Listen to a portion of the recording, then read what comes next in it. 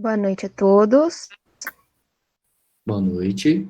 Boa noite. Tá dando para ouvir certinho? Boa noite. Sim.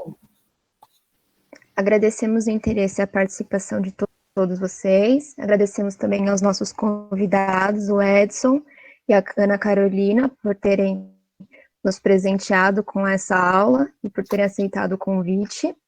O Edson, ele é formado em fisioterapia pela FMU. Ele é especialista em fisioterapia musculoesquelética pela Santa Casa de São Paulo, pesquisador em dor pela Santa Casa de São Paulo, teve passagem pela equipe profissional de basquete do São Paulo Futebol Clube, fisioterapeuta do World Padel Tour de 2019, fisioterapeuta da Corrida Internacional de São Paulo de 2015 a 2016, fisioterapeuta na Clínica Centro de Integração Postural. A Carol, ela é graduada em fisioterapia pela Unicid, mestre em fisioterapia pela Unicid, especialização em fisioterapia musculoesquelética pela Santa Casa de São Paulo, doutorando em ciências da saúde na Santa Casa de São Paulo, docente do curso de fisioterapia e supervisora de estágio em saúde pública da FMU, fisioterapeuta na Clínica Centro de Integração Postural. Hoje nós vamos aprender sobre postura. Está sendo uma aula um pouquinho diferente de todas que a gente já teve, e hoje nós vamos saber se existe postura correta. As dúvidas, elas devem ser encaminhadas no chat durante a aula, e elas serão respondidas ao final da aula.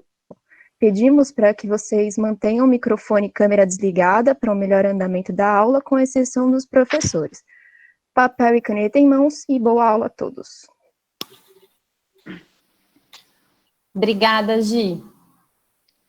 Obrigado, Gi, também aí, tá bom? Espero que vocês gostem bastante da aula aí, que nós preparamos com muito carinho, né, Carol? A ideia hoje é a gente discutir um pouquinho esse assunto, né, que nem o Vitor falou, acho que vai ser bem rico. A gente tentou trazer alguns pontos também bem discutidos aí na mídia, né, Edson? É verdade, a gente quis fazer um mesclado, né, Carol? Trazer o que eles falavam lá atrás para o atual, e ver também o que o pessoal em casa eles entendem com o que é postura, né? Vai ser bem interessante. Isso, trazer um pouquinho a visão do paciente, do fisioterapeuta. Então a gente tentou abordar um pouquinho de cada para a gente fazer uma discussão bem legal. Certo? Podemos? Fique à vontade.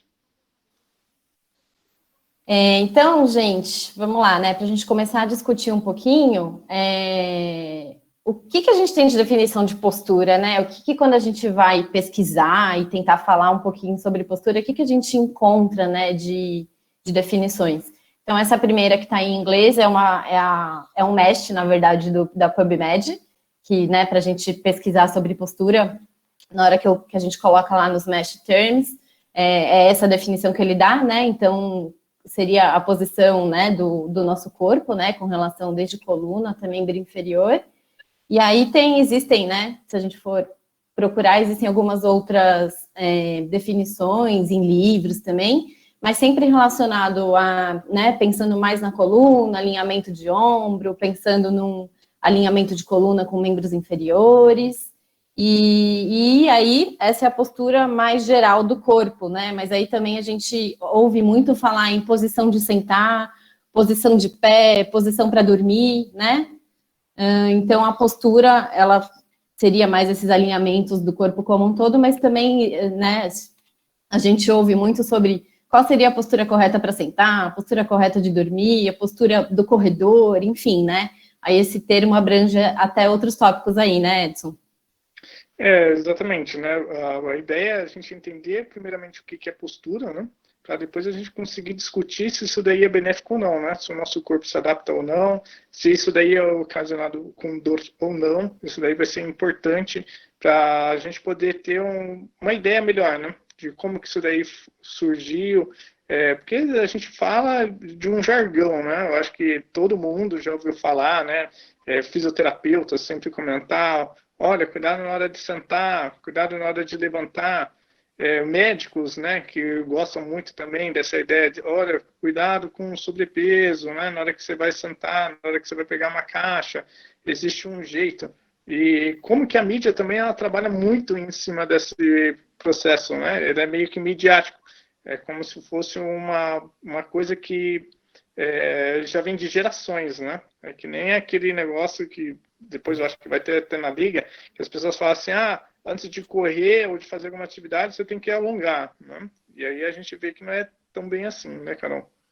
Sim, e está muito relacionado com ideologias e alguns conhecimentos que aí tínhamos previamente, né? E hoje em dia as coisas estão mudando muito em diversas áreas da fisioterapia. E dessas que a gente vai falar um pouquinho hoje, e de dor, né? Aliás, é bem legal aí todos os eventos que a Liga estão fazendo, que está trazendo assuntos bem atuais e bem importantes, porque são assuntos que estão mudando bastante. E a postura, acho que está um pouquinho nesse caminho também, né, Edson? É exatamente isso, né? Porque o que acontece? Só de vocês estarem participando da Liga, né? Tem bastante gente aqui que é recém-formado, ou que já se formou há algum tempo, ou que está estudando.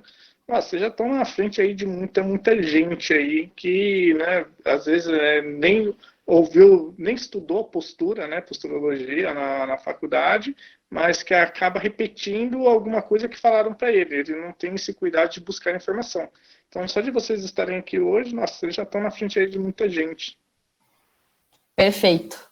Então, vamos falar um pouquinho desse histórico da postura, né? Entender um pouquinho como que isso começou, como que era visto, e a gente vai indo para os dias de hoje. Então, olha aí que antigo, né? Isso aí essa informação está num artigo falando que em 47, o Comitê de Posturas da Academia Americana dos Cirurgiões Ortopédicos definiram uma postura saudável como estado de equilíbrio muscular e esquelético que protege estruturas de suporte do corpo contra lesões ou deformidade progressiva.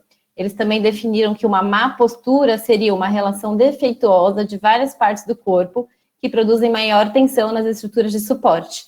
Então, se a gente for pensar, né, nesse período, eles imaginavam que, por exemplo, eu sentar na cadeira, né, de uma maneira com o quadril mais para frente, ou simplesmente, né, com uma hipercifose torácica, ou de uma maneira mais lateralizada, isso tudo seria uma má postura, né?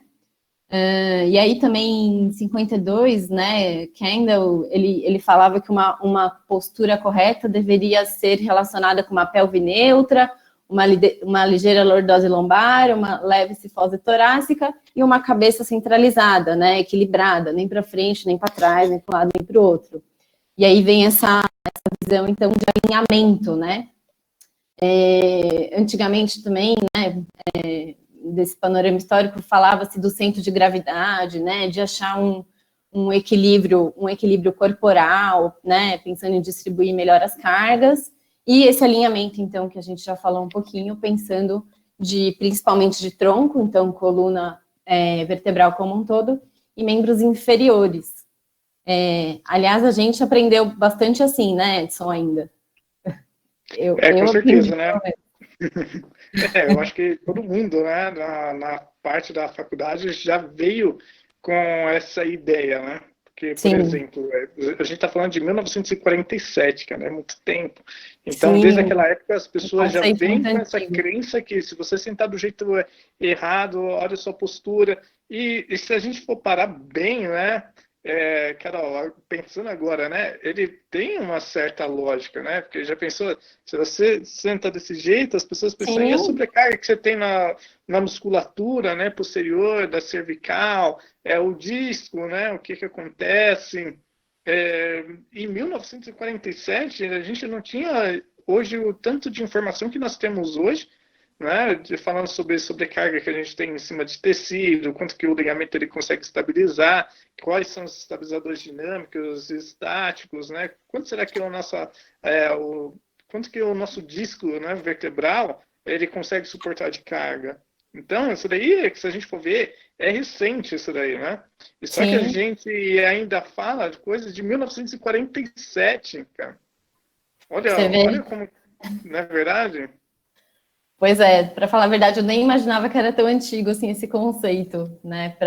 Depois que, né, pesquisando um pouco mais para falar aqui com o pessoal hoje, que eu falei, meu Deus, né? Um conceito bem antigo que a gente ainda tem muito presente hoje, né? É verdade. Né? Cara, e teve um congresso em Berlim falando só de posturologia. olha isso, como que eles estudavam afinco essa ideia de posturologias que eles levavam tão a sério, né? Ter um congresso somente disso daí em Berlim, que foi, eu acredito que em 1954. Então, logo depois, assim, já teve um congresso falando sobre isso daí. Então, é bem legal, uma conferência, né, de Berlim. Sim. Então, e aí desde essa época, né, o meio da saúde, fisioterapeutas especificamente, médicos também, já começaram a pensar mais nessas intervenções em conselhos posturais corretivos, né? Pensando, né, isso aí um pouquinho que o Edson falou, de talvez causar um possível dano no tecido, né? Uma postura inadequada, pensando mais em lesões e dor, principalmente, né? Associava-se muito essa questão de uma má postura como um fator de risco para uma dor, para uma lesão, para uma dor na coluna, né? E aí isso começou a surgir aí no meio dos fisioterapeutas, e aí a gente até colocou, né? Até coloquei entre aspas esse boom da postura, que aí quando surgiu o RPG, né? A reeducação postural global, lá por volta de 1980, que aí sim eles olhavam totalmente para a postura, né? Exatamente, né? E aí eles começaram a estudar a postura, né? Como que eles podem reequilibrar essas musculaturas, esses tecidos, em cima de uma técnica só, né? Então era muito biomédica essa ideia de dor, né? É um modelo, né? Que a gente fala que é o biomédico, que ele fala que está sempre em cima de uma causa. Mas mais para frente a gente vai conversar sobre isso daí. Será que a dor ela vem somente de uma causa específica ou não? Né? Então, quando a gente vai avaliar um paciente, a gente tem que avaliar ele em vários outros pontos, porque senão a gente acaba pecando, né? Na nossa avaliação. Perfeito. Lembrando e aí... também nessa época, né, Carol, que a gente estava conversando um pouquinho atrás, você lembra daquela época em que falava assim, você fez RPG, você já estava empregado, né? E aí depois, mas se você não fez o RPG Suchá, você não é RPGista, né? E agora a gente vê assim que o RPG também, ele foi tão vendido, para vocês verem como que a ideia de postura é tão mais... tão agregada dentro desse processo que o plano de saúde ele acaba pagando muito mais caro do que uma sessão de fisioterapia somente. Se você for fazer uma fisioterapia voltada para RPG, ela é mais cara. Então, o reembolso para o paciente, né? Ou então o valor que o convênio ele repassa para vocês, ele é maior. Né? Em cima de uma técnica que eles... Olha a data, volta só um pouquinho, Carol. Por favor. Do RPG? De 1980. 80. Né? Então, quantos anos a gente tem aí? 40 anos atrás, em cima de uma técnica dessas, e eles vendiam isso daí como o máximo, porque o que o convênio ele quer? Nada mais é que ele quer que você reduza os custos deles mensal. Se você consegue melhorar aquela dor lombar do paciente, ele não conseguir voltar mais, então para o convênio ele é melhor. Né? Ele vai evitar de fazer uma cirurgia, então para o convênio é muito melhor. Né? E, consequentemente, ele vai te pagar melhor se você detém esse título de RPG. Então, foi muito bem desenhado e muito bem montada essa história, né? Da postura ideal. O que é uma postura ideal? Sim, e teve uma época que era, né, qualquer alteração de coluna, mas principalmente escoliose, mas qualquer alterações, o médico sempre... RPG. Até hoje a gente ainda vê bastante, né? Acho que está diminuindo um pouco, né? Principalmente tem alguns médicos que estão se atualizando um pouco mais, e aí eles acabam estudando outras coisas, mas ainda sempre nessa tecla mais postural, né? Pensando nos alinhamentos. E depois, vocês com mais tempo, procura a técnica na PubMed, no Medline, vê quantos trabalhos existem sobre RPG, né? Se você for ver, é muito mais bem vendido do que realmente uma intervenção que ele foi colocado à prova, né, Carol? Então, eu não tô... não sei aí se outra discussão da fisioterapia, né, daquela discussão que a gente fala que primeiro a gente lança a técnica e depois a gente vai estudar para ver o quão efetiva ela é, né? Isso acontece bastante. Exatamente. Infelizmente. Não sei se alguém deveria ser ao contrário. tem alguma experiência com RPG, né? Depois comenta aí com a gente pra gente bater um papo sobre. É interessante, assim. Estão falando que também a gente tem que colocar o RPG, né, e acabar com ele, né? Mas também Não, mesmo pode porque, ser uma né, melhor opção do mundo. sim, e já ouvi de muitos pacientes que fizeram e se sentiu bem, e foi bom, então, né, a gente não descarta Exatamente. isso, não. E aí, gente, ainda, né, por conta desses conceitos e tudo mais, isso eu tenho certeza, a gente colocou essas frases aí porque eu tenho certeza que pelo menos uma dessas alguém já falou para vocês, ou vocês já ouviram alguém falar, ou vocês já falaram para alguém. Tenho certeza disso, né, que é uma coisa que a gente ouve desde que a gente é criança, nossa mãe, nosso pai, nossa avó, nossa tia, nosso irmão. Com certeza alguém já falou para vocês, senta direito na cadeira, olha essa postura, né? Arruma essas costas, você vai ficar todo torto. Nossa, esse menino dorme todo torto, por isso que é cheio de dor. Senta direito nessa cadeira, arruma a coluna. Então, são frases culturais, vamos dizer assim, né, Edson? Que com certeza alguém já viu, ou já falou para alguém, ou já ouviu de alguém.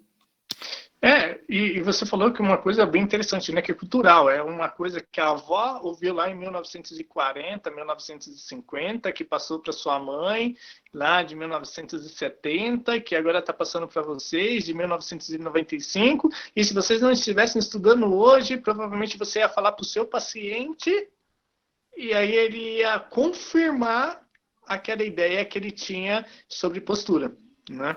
E aí a gente vai estudar um pouquinho mais para frente sobre o quanto que isso daí impacta uma informação que você passa para um paciente que não que ela esteja totalmente errada, mas quanto que você consegue hipervalorizar aquela sensação do paciente, né?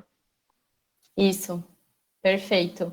E aí, até outro ponto ali que a gente colocou no final, que é a parte estética da postura, né? A gente tem ainda essa visão, eu também, e eu acho que ainda é cultural, de uma postura perfeita, né? Aquela pessoa com o peito aberto, com a coluna reta. Então, pensando na estética, a gente sempre, se eu falar para vocês, imagina uma boa postura, eu aposto que a maioria vai imaginar uma pessoa com o peito bem aberto, né? A cabeça alinhada, porque a gente vem com essa ideia, né? E aí, até um exemplo que é a escoliose, que as pessoas vão buscar muito a melhora da postura na escoliose, claro, por diversos fatores, mas dentre eles a estética, né? Então, a postura, ela também tem esse lado estético, eu acho. Acho que até hoje. Exatamente, né? E aí é uma das coisas que a gente tem que tomar um pouquinho de cuidado, né? Estética, quando a gente fala estética também, né? A gente tem que ver aquela ideia de como que você se vende, né, para o paciente. Você está muito protraído, é aquela pessoa inibida e tal. E quando você tem uma estética mais bem aparentada, né, você tende a ter a sensação de imposição. Sim. Mas isso daí está muito relacionado também com a sua autoestima. Então, a sua postura não é que você vai lá fazer uma técnica em si, vai melhorar a sua postura e tudo da noite para o dia vai melhorar na sua vida. Então, tem que tomar cuidado. E um outro ponto também de estética, quando a gente fala em estética, estética nada mais é do que como que as outras pessoas, elas nos veem, né? Então, por exemplo, beleza. O que é beleza? O que é bonito para um é feio para o outro. Então, a gente tem que tomar um pouquinho de cuidado quando a gente vai falar em estética para o paciente. Porque, às vezes, o paciente pode chegar todo torto para você dentro da clínica e você fala assim, nossa, que postura horrível dessa, arruma. E ele fala assim, não estou preocupado com a minha postura, estou preocupado com o meu dedo do pé, do hálux, que eu torci ele jogando futebol. Sim, exato. Então, tem que tomar cuidado nisso daí, quando o paciente chega na nossa clínica, né, as queixas dele. Se isso daí para ele incomoda ou não, depende de cada um. Sim, até mais no final a gente vai voltar nesse ponto depois, né, no nosso fechamento. E só lembrei de uma coisa agora, com o Edson falando isso, né, quando a gente estava estudando, pesquisando algumas coisas para colocar na aula de hoje, eu li um artigo que falava da postura relacionado à tristeza e depressão. Associando uma postura, principalmente de ombros, né, e hipertrifose, relacionada a posturas de pessoas mais tristes e deprimidas. Então, se a gente for pensar, pode ir muito além a postura, né? Mas, enfim, só lembrei desse artigo agora. Tem artigo até disso, gente.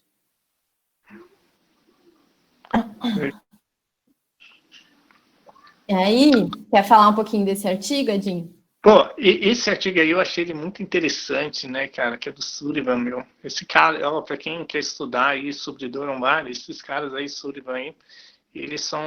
O Peter Sullivan é o cara que é o cara. Então vocês podem pegar bastante artigo dele aí, que ele tem muita informação aí de qualidade para vocês. Eles avaliaram a percepção, né, em relação à comunidade, em relação à sua postura, em pessoas que tinham dor lombar e as pessoas que não tinham dor lombar. E o que acontece nesse artigo? Ele colocou, então, 9 figuras, né, nesse daí, de aproximadamente 2 metros de distância, né, que ele tirou as fotografias, e perguntaram para N pessoas, né, o que elas achavam que era uma postura ideal. Então, as pessoas comentaram que a postura número 9 e a postura número 2, elas eram as posturas ideais, né, para você ficar no seu dia a dia. E qual que era o desfecho desse artigo, que eu achei bem interessante, é que eles tentaram relacionar as pessoas que tinham dor lombar ou as pessoas que não tinham dor lombar, se eles tinham alguma relação diferente entre as relações de postura. Então, por exemplo, a pessoa que tem dor lombar, ela acha que a número 9 é a melhor, que ela tem que ficar daquele jeito.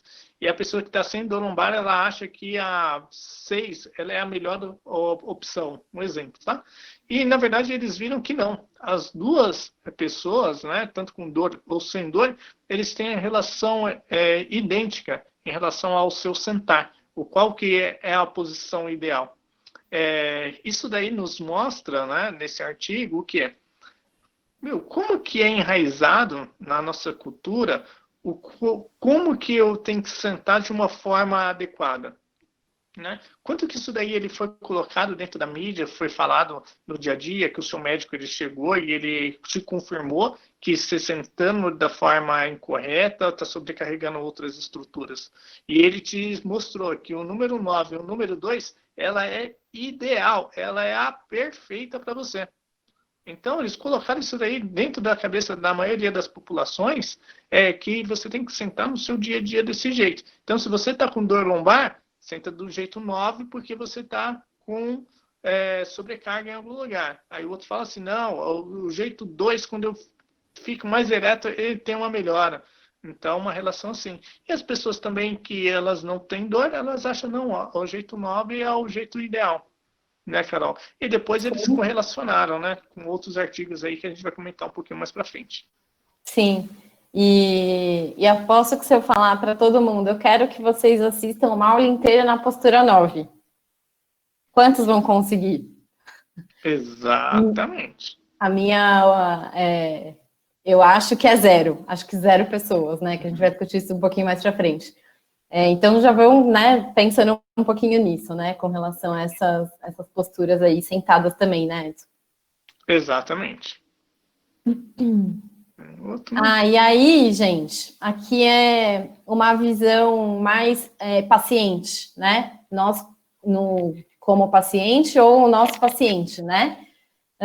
Qual que é a primeira coisa que ele vai fazer quando ele quer saber uma coisa, quando ele descobre um diagnóstico da patologia dele, é Google, né? Eu até brinco com os meus alunos, eu falo, o Dr. Google, né? Ele vai lá e ele vai jogar postura, boa postura. Qual a melhor postura? E aí são só exemplos de algumas coisas que ele vai achar, tá? Provavelmente muitas dessas vocês já viram, né? Essas imagens aqui, mostrando as posturas da coluna em pé, sentado, mostrando alinhamentos, né, de coluna. E aí, gente, tem de tudo. Depois façam esse teste para vocês verem. Mas eu coloquei uma aqui, de 2019, tá? Essa notícia aqui da esquerda. Estava falando que a postura, ela podia levar a várias patologias, como, por exemplo, doenças no rim, pulmões e estômagos, tá?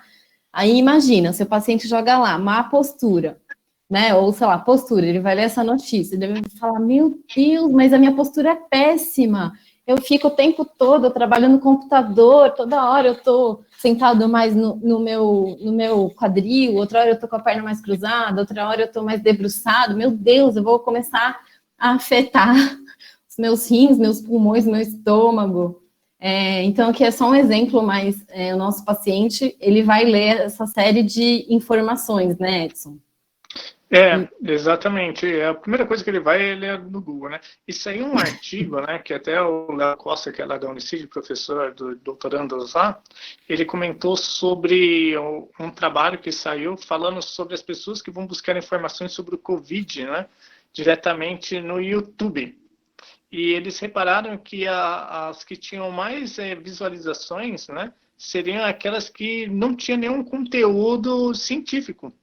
Né? Então, o que isso daí? E as que tinham mais teor científico eram as que tinham mais procuras. Então, as pessoas, existe um processo que a gente fala que é um viés de conformação. Então, por exemplo, se eu acho que a postura lá que a gente mostrou anteriormente, a 9 é ideal, eu vou procurar alguma coisa dentro lá do Google que vai confirmar aquilo que eu já sei. Então, por exemplo, se alguma pessoa fala assim, não, a postura 2 é ideal, aí você vai pensar, pô, mas será que aquilo dali mesmo é verdade? Aí você vai procurar outra informação. Até que você baixe alguma informação e fala assim, putz, é isso mesmo, eu tinha certeza que era aquela informação ideal.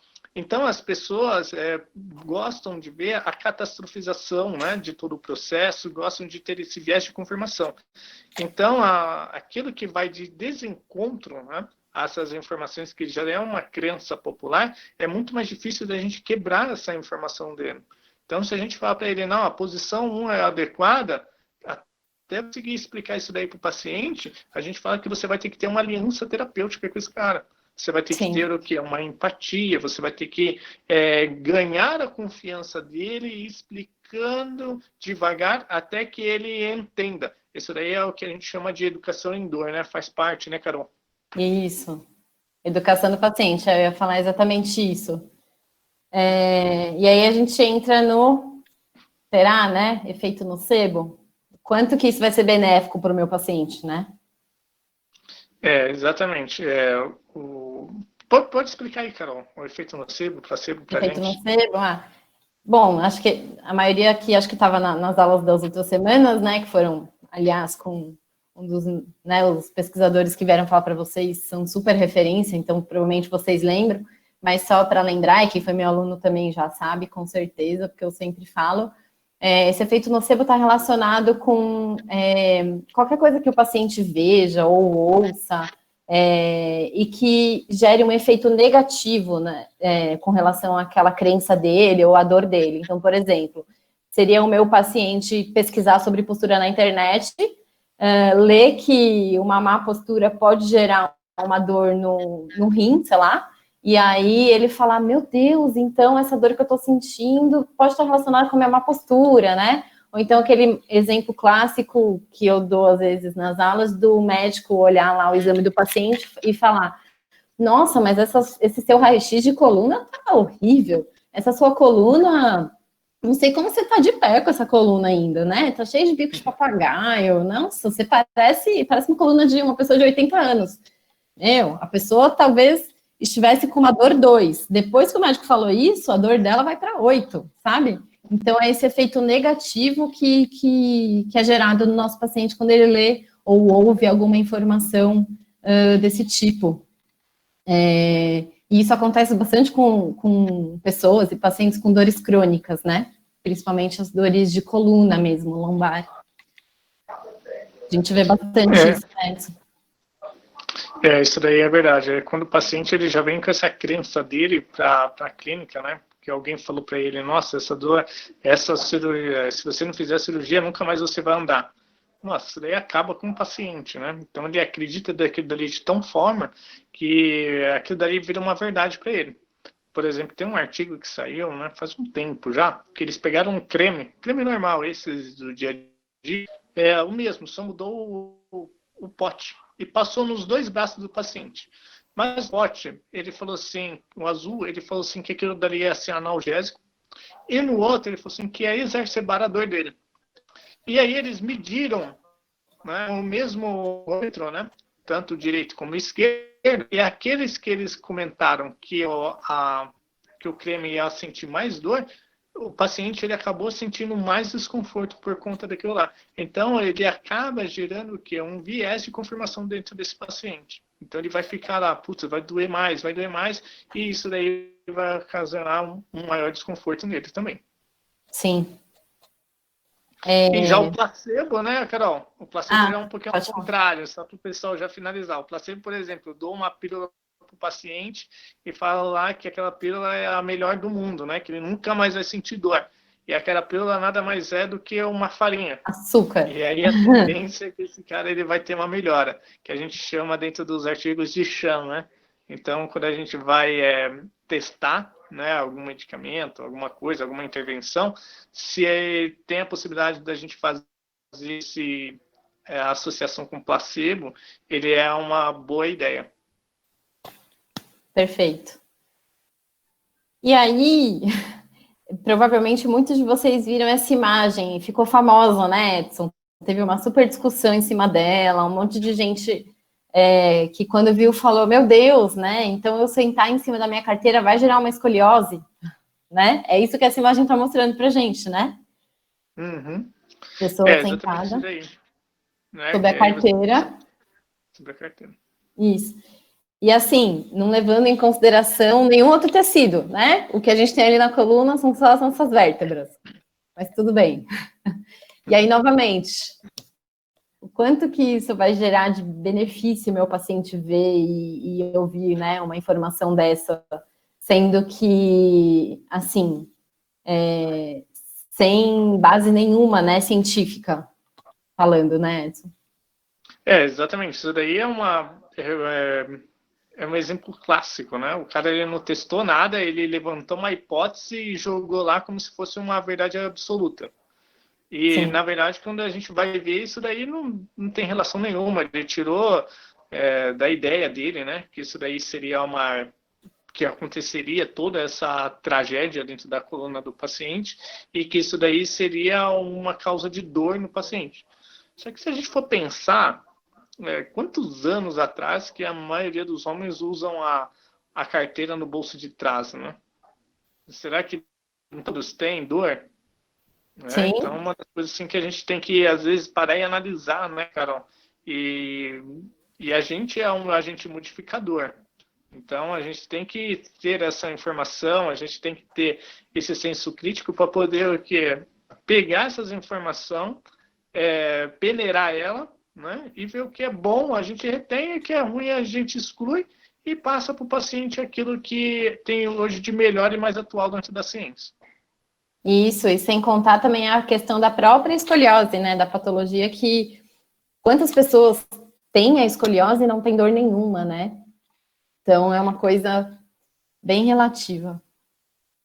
Exato. E aí, já nesse assunto, falando um pouquinho do que a gente tem mais atualmente, né? Então, o que a gente sabe e fala bastante hoje em dia, né? Com relação ao conforto do paciente, né? Então, muitas vezes a gente sabe que o melhor para ele é a forma que ele se sente mais confortável em realizar, né? Por exemplo, uma pessoa com dor, se ela vai lá e me fala que o melhor para ela, quando ela vai pegar uma coisa no chão, é pegar essa coisa com o joelho esticado, estendido, e quando ela vai pegar com o joelho dobrado, ela sente dor, o que eu vou falar para ela? Não, você tem que pegar com o joelho dobrado? Não, né? Ela tem que pegar da forma que é mais confortável, que ela não sinta dor.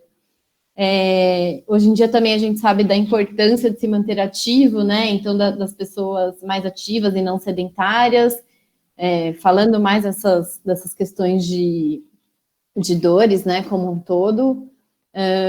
E aí a gente entra nos fatores biopsicossociais que estão sendo muito falados hoje em dia e que a gente sabe que eles influenciam, né, Edson? Que não é mais aquela visão biomédica que a gente falou lá no começo, né? Exatamente, né? A biomédica é aquela que a gente, então, tem uma causa e efeito, né?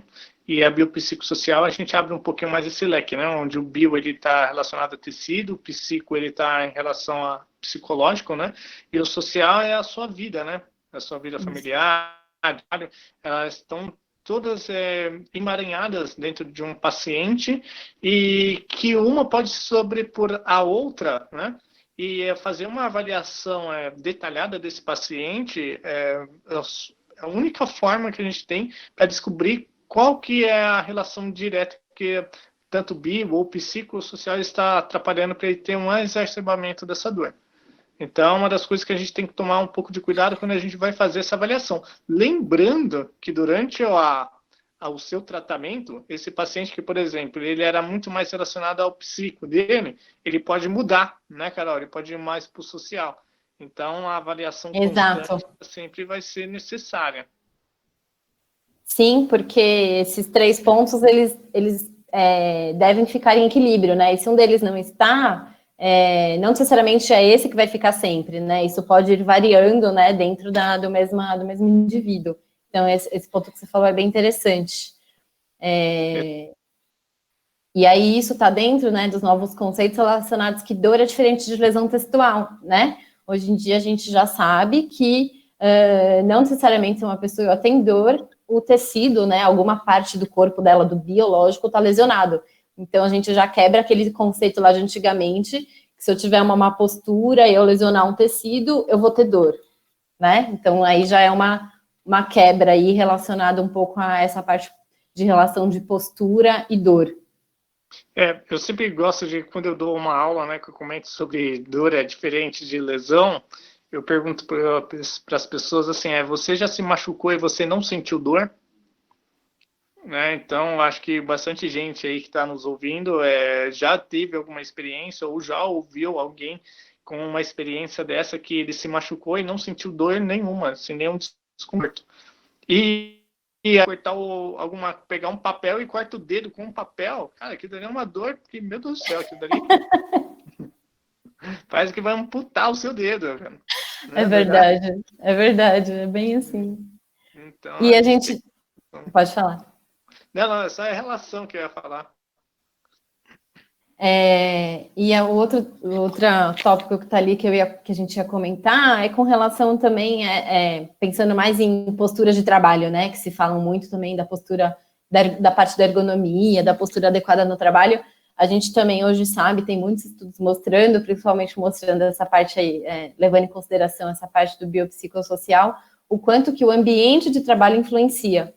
Eu até estava comentando com o Edson, né, quando a gente estava conversando, que eu lembro muito de uma paciente que eu atendia e ela falava assim para mim: não, nossa, agora eu tô ótima, né, quando eu vou dormir eu me sinto bem, mas eu chego no meu trabalho, eu sento na cadeira, na hora eu já sinto dor na minha cervical.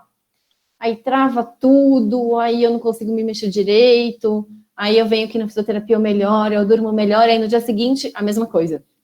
Então, o quanto que esses ambientes de trabalho influenciam, né? Não pensando não só no ambiente físico, mas o ambiente como um todo, né?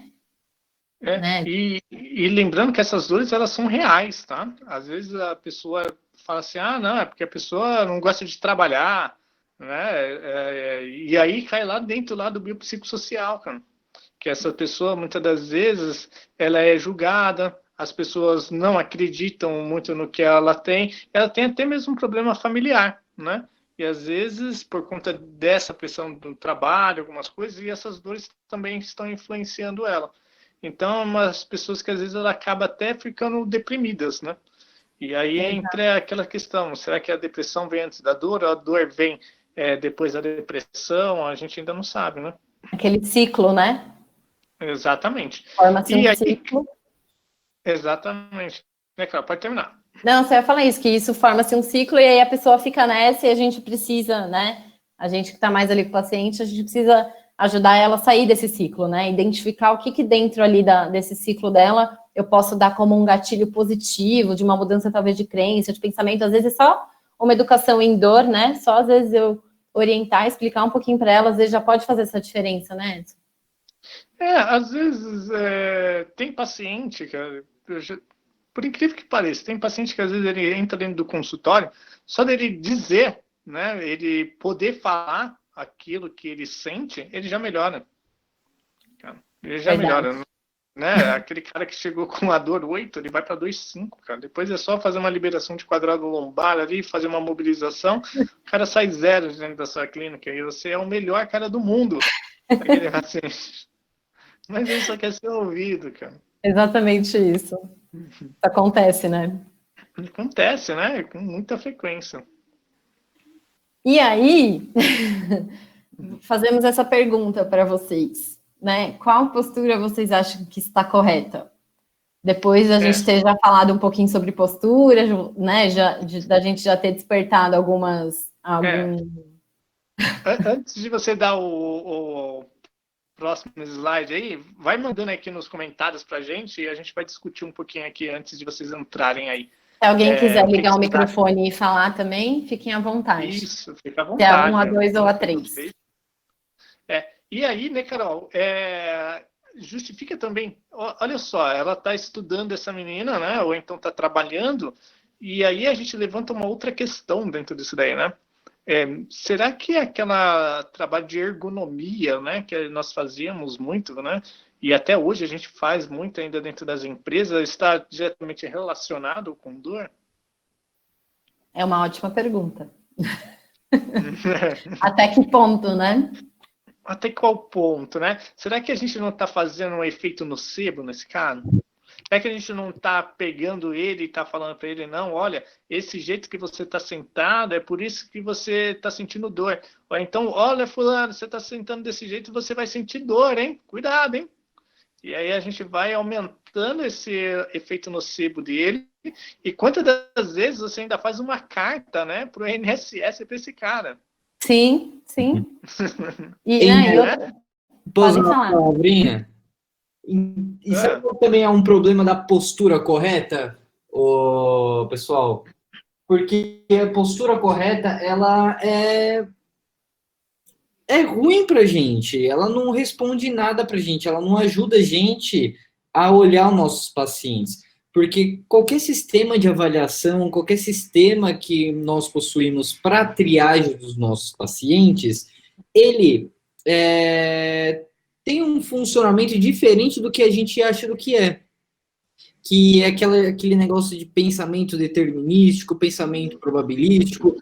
Se eu fiz o teste tal, o paciente tem a doença tal. Se eu fiz o teste B, deu negativo, o paciente não tem a doença B.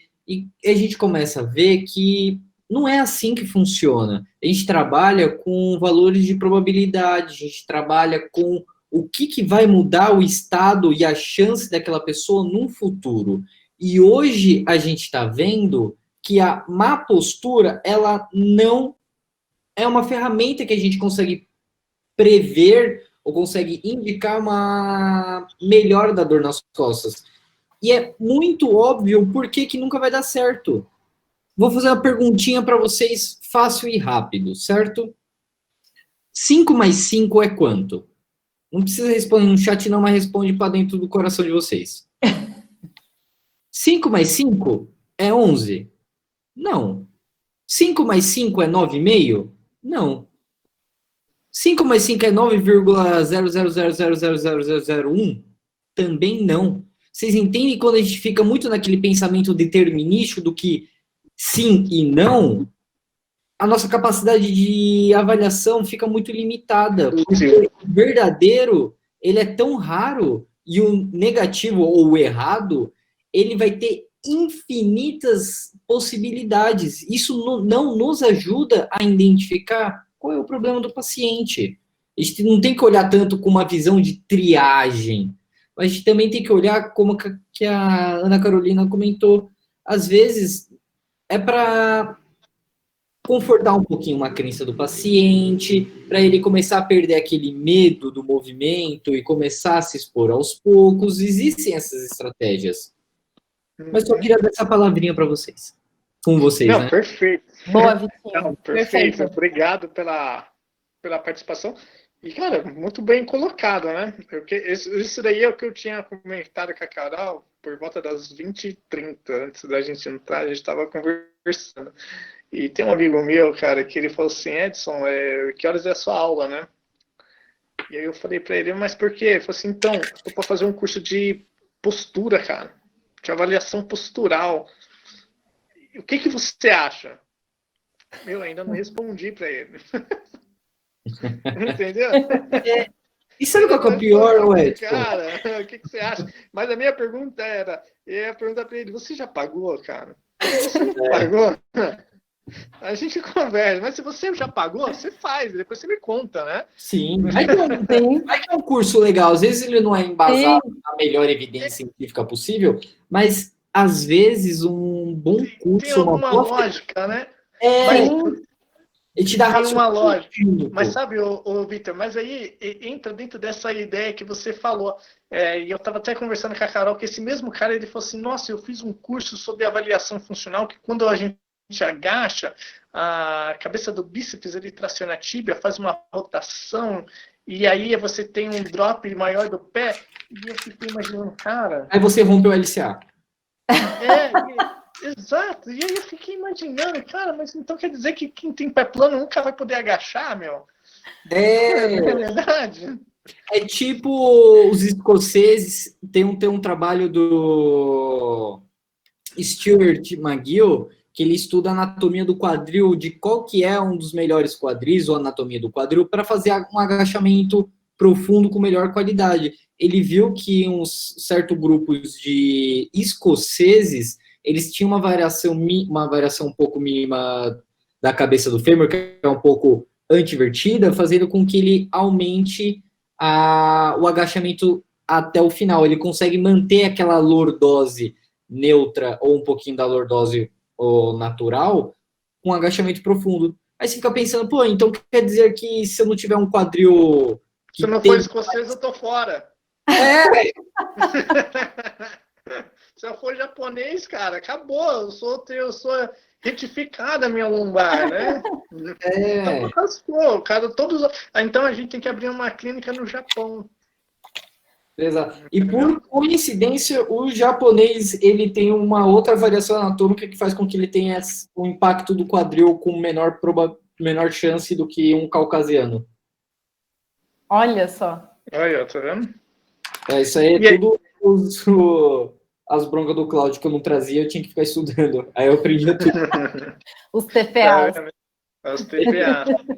Mas cara, e aí a gente fica louco atrás da postura ideal, cara, desse cara, né, Carol? Sim. E aí, como será que eu vou agachar? Será que eu vou prestar atenção nisso? A tíbia vai rodar? E mais pra frente a gente vai conversar sobre isso daí. Bom, posicionamento que você... você vai falar uma coisinha? Não, eu só ia perguntar se alguém respondeu qual que acha que tá certa. A maioria colocou aqui 2, uns aqui falaram que gostam de 3. 7 pessoas responderam que a postura ideal é a 2, 3 pessoas responderam que a postura ideal é a 3. Ninguém acha que é um ideal? Rapaz. Eu acho que a 3 é ideal, para mim. Eu também gosto. Pra mim também, a 3 é a melhor. Não é por nada não, pessoal, mas eu tô aqui no sofá. Eu tô igual Então, eu coloquei a minha no chat que a 2 seria ideal, mas eu me sinto confortável na 1. Eu não iria conseguir sustentar 2 por muito tempo. Você falou um ponto interessante aí, Gi. E você sabe de onde sai tanto essa ideia da postura, que já foi até comentado lá atrás da má postura? A má postura, ela era mal vista lá atrás, na época feudal, que fazia diferenciação entre a população plebeia da população militar, que mesmo que ambas as duas populações sofriam por falta de recursos, existia essa diferenciação de classe, e quem era o soldado era o que tinha boa postura, e quem eram os plebeus, quem eram os pobres, quem eram os mais doentes, andavam com má postura. Então saiu desse coletivo inconsciente da população de que a má postura, ela acarreta má saúde, pessoas que não têm, e por isso que a gente sempre tenta buscar tem que ficar ideal, porque a gente tem que buscar essa saúde. E é legal ficar brincando com essas coisas, porque entra muito do que a Aninha falou, é muito mais questão de depressão, é muito mais questão até mesmo de ansiedade, de outras comunidades emocionais, que por ser emocional não deixa de ser menos importante, ela só muda o modo de como devemos olhar para essa condição. É bem, bem legal, essa questão da postura em si. Exato, Vitinho, é uma coisa muito mais antiga do que a gente imagina, né? Professores, desculpa usar o áudio, mas eu não estou me aguentando, eu preciso perguntar para vocês, porque assim, até hoje, a gente ouve muito falar da postura muito fundamentada nos parâmetros biomecânicos, né? O que a gente tinha dessas informações é que fundamentava a escolha de postura. E aí vocês vêm e, ao meu entender, vocês estão falando assim, não, de repente isso não é o todo, esse não é o lugar de foco. Então, como é que eu posso responder qual é a postura correta se eu ainda não estou conseguindo entender qual é o foco, então? Qual é esse novo olhar que a gente tem que ter, já que vocês estão trazendo, pelo que eu estou entendendo, que os parâmetros biomecânicos, eles não são os determinantes. Obrigada. Perfeito, Márcia. Obrigado pela participação. Eu acho que é o próximo slide, né, Carol? Eu vou jogar o próximo slide e a gente pode falar em cima dele. Excelente pergunta, eu não vi. Foi, legal, cara. É isso aí. Não tem postura errada. Errado é você ficar na mesma postura durante 5 horas seguidas. Perfeito, Vitor. Você já deu spoiler do nosso último slide, mas tudo bem. Pois é, você pulou a nossa aula aí, ó. Você passou a aula para ele, né, Carol? Pior que não. Mas quem é de estágio já tem que saber isso de cor, hein? Bom, oportunidade. A gente é tudo muletinha, a gente tem a mesma linha de raciocínio, mas enfim. Quer comentar aí um pouquinho, Gin, dentro dessa pergunta aí desse slide? Beleza. Então, Márcia, é exatamente isso daí que você acabou, né? A gente foi por muito tempo a gente falando como que a gente mescla os dois. Então, na verdade, não existe a postura ideal, né? É que nem o professor Vitor comentou, o ideal é que você mescle, né, entre as posturas.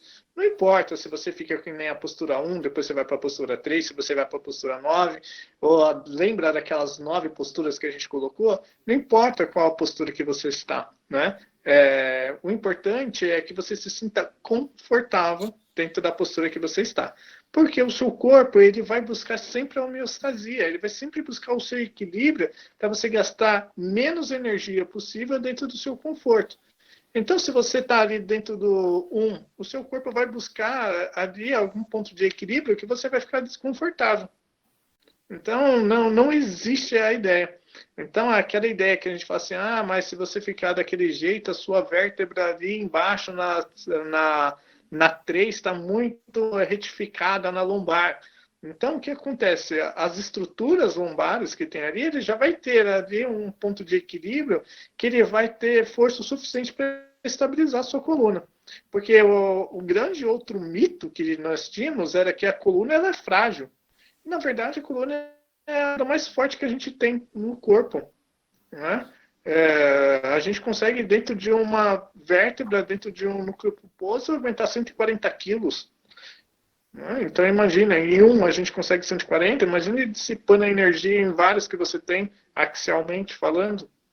Então, não tem uma relação direta entre dor e a sua postura, como que você fica sentado. Não é, Carol? Isso, não, é isso mesmo. E essa postura correta, né? Vou até falar um correto entre aspas aqui, vai estar muito relacionado com cada paciente. Tem paciente que vai, né? Cada pessoa, vocês mesmos aí, vocês devem estar pensando, nossa, quando eu vou estudar, eu só fico na postura 1. É mais confortável, mas eu tenho certeza que vocês não ficam muito tempo nessa postura. Mesmo porque depois de um tempo, só enquanto a gente está falando aqui, eu mesmo já mudei de posição umas 10 vezes. Imagino que vocês também, né? Então, comecem a perceber que o próprio corpo de vocês, ele vai, né, fazendo esses ajustes e buscando essa homeostase aí que o Edson está falando para vocês. E o grande lance que a gente queria falar aqui é o que? É quando o seu paciente chega lá dentro da sua clínica, a pessoa aí pergunta, é porque eu fico muito tempo sentado, e isso é que me causa dor, porque eu sento desse jeito. E aí, na educação, né, em dor, que a gente fala que é um dos pilares aí para a gente reabilitar o paciente, é a gente explicar para esse paciente que não, cara, que ele pode sentar do jeito que ele quiser, que ele vai sentir um conforto e que a forma dele sentar não está diretamente relacionado com as dores que ele tem. E muito pelo contrário, é muito mais relacionado ao sedentarismo que esse cara tem durante a jornada dele de trabalho do que a relação dele sentado. É um cara que ele vai, sai de casa, acorda, levanta, toma banho, senta para tomar café, sai, pega o carro, fica 2 horas no trânsito, chega no escritório, senta, passa 6 horas da manhã sentado, aí ele almoça sentado e faz o inverso, ele fica até o final do dia, né, Carol? E vai para casa sentado, e chega em casa, ele tá cansado e ele vai sentar onde? No sofá. E só fazendo um link com o nosso momento atual, não sei se talvez tenha acontecido com vocês ou familiares de vocês, muitas pessoas agora que estão ficando mais em casa estão relatando mais dor. E isso está muito relacionado com isso, né? Talvez a gente, né, agora nesse momento de quarentena, a gente está ficando mais sentado, a gente está ficando menos ativo, a gente está vendo mais coisa na TV, né? Então está muito relacionado com o tempo que eu fico fazendo toda essa atividade, né? E essa falta de atividade, de mobilidade, de prática de exercício. Exatamente. Então, não tem uma relação direta, tá bom, pessoal? Como que a gente faz? Pode falar. Não, era o que eu pulei essa parte aí, eu já adiantei. Eu lembrei que você falou agora, daí eu já mudei de slide agora. Então, pensando exatamente nisso que o Edson falou, gente, né? Tem alguns estudos já mostrando que esse tempo que as pessoas passam em atividades, ocupações sedentárias, né? Que seriam, por exemplo, as pessoas que trabalham no computador e que hoje em dia muitas pessoas, né, estão trabalhando cada vez mais do computador, inclusive agora nesse período do home office. Tem estudo que mostra que as pessoas passam em média 10 horas sentadas, né, num período de 24 horas do dia.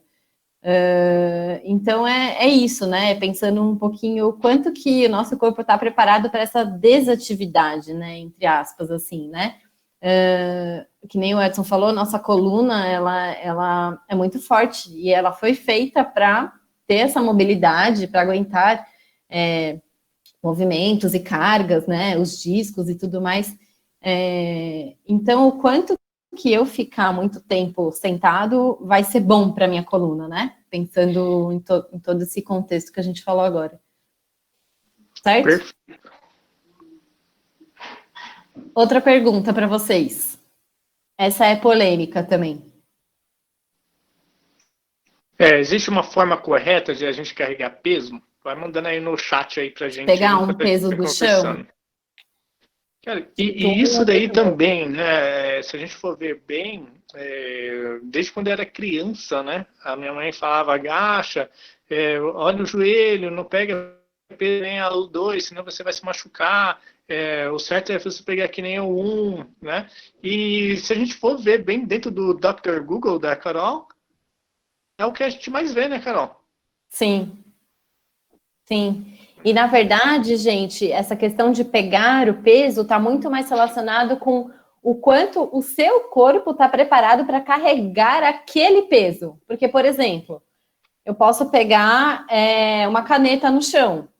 Eu consigo fazer de qualquer maneira. Meu corpo está preparado para pegar uma caneta. Mas eu chego lá na aula de CrossFit, por exemplo, na minha primeira aula, e o professor me dá 50 quilos para eu carregar do chão. O quanto que o meu corpo está preparado para carregar esses 50 quilos, né? Então, essas questões de formas de carregar peso, a gente não pode esquecer do quanto que eu preparei o meu corpo para fazer aquela atividade, né? Tem muita gente que fala, foi na hora que eu fui pegar um peso muito grande, ou que eu fui empurrar o sofá que eu senti que a minha coluna travou. E falando nisso daí, eu tenho um paciente que há 8 anos, né, ele trabalha no TJ, né, e aí ele falou assim que ele foi na feira, e ele foi pegar, sabe o que do chão? Uma melancia, e travou, E há 8 anos ele sente dor. E há 8 anos ele não agacha para pegar uma melancia. Ele falou assim que soa. Ele chega a suar quando ele pensa em pegar uma melancia do chão. Por conta que ele trava. Só dele Meu imaginar Deus. isso daí. Eu acho que você já viu ele lá na clínica lá, Carol. Ah, é? É. Depois você me fala. Depois eu te falo quem que é. Segredo. Vocês responderam? E aí o que acontece? Olha, só lembrando que esse desenho que a Carol acabou de colocar, a maioria ele foi desenhado em formas matemáticas, né? Então, se você for ver bem, ele tem uma relação direta, né? Olha o 2, o braço de alavanca, né? Do eixo de movimento lá do quadril em relação ao peso, e olha o quanto que a 1 ele trouxe, né? Toda a biomecânica, né? O centro ali de força. Exatamente. O pessoal respondeu aí, Gi? Então, respondeu. A maioria acha que é o número 1 ideal, mas o Vitor, ele disse que a ideal é a que não dói. E a que não existe sobrecarga na coluna, mas não existe sobrecarga na coluna, mas sobrecarrega o joelho, acredito que seja 1. Mas eu já penso um pouco diferente. Eu não sei se existe uma forma correta, mas acho que depende de cada particularidade de cada paciente. Às vezes, um paciente realiza um movimento que biomecanicamente, esteticamente falando, está errado, mas se a gente corrige, ele acaba desenvolvendo algumas alterações funcionais e até compensações, né? Que é entre as dores e tudo mais. E acho que acaba até piorando. Sem contar da hipervigilância, Gi. Perfeito o que você falou. Exatamente. Eu até depois fiz uma pergunta lá em cima sobre hipervigilância e catastrofização. Perfeito. Legal. Gi, você foi tão detalhista quanto um cirurgião nessa sua resposta aí. Porque que acontece? Tem um artigo que comentou sobre uma tribo africana que a maioria das pessoas ficava 8 horas trabalhando, né, no seu cultivo, que nem a Fórmula 2 ali, ó, daquele jeito. As mulheres ficavam 8 horas. E por incrível que pareça, essas mulheres elas não sentiram dor nenhuma. Conforme chegou a civilização e começaram a falar para elas que aquele jeito 2 não era o adequado, e sim o jeito 1, por incrível que pareça, essas pessoas começaram a sentir desconforto. Então, é só a cereja do bolo da resposta que você deu. Exato. Então, os responsáveis por essa formação de pensamento estão aqui na live. Legal. Quem que é? Não, você não é não, Vitor. Eu queria saber, por isso que eu tô perguntando. Pois é. Legal. Então, não existe... O Vitor só corrigiu os agachamentos. Só os agachamentos. Gente, vamos voltar num ponto aqui. A gente não está falando que não é importante a biomecânica, né, Edson? Pelo amor de Deus. Exato. É importantíssimo, né? Inclusive, eu dou aula de biomecânica. Meus alunos estão aí, alunos. Não é isso que eu estou falando. Eles vão chegar para mim e vão falar, ei, professora, por que você me ensinou tudo aquilo? Gente, não é bem assim, tá? A gente só está mostrando outros pontos de raciocínio e de pensamentos novos, de atualidades que vem surgindo, tá bom? Sim, é questão de atualização mesmo, de entender para que serve aquela ferramenta. A gente está vendo que a ferramenta como posição ou estratégias, ela é uma ferramenta muito boa para a gente, fisioterapeuta, para indicar exercícios. A ideia nossa não é aplicar exercícios, incentivar que nossos pacientes se movimentam mais. Qual que é o problema da gente achar estratégias ou ter padrões ou encontrar características dos nossos pacientes que favoreçam com que eles se movimentem melhor e com maior qualidade?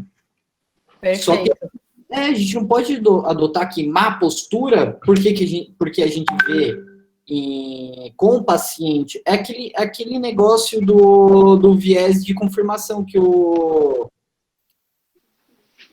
Edson tinha falado antes, perdão.